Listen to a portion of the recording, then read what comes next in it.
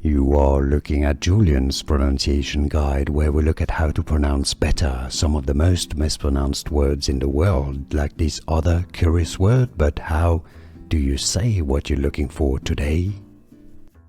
Let's learn once and for all how to pronounce these names correctly in English. There's going to be slightly different pronunciations and you're going to be able to help, so make sure to stay tuned. We've got many more confusing videos coming up.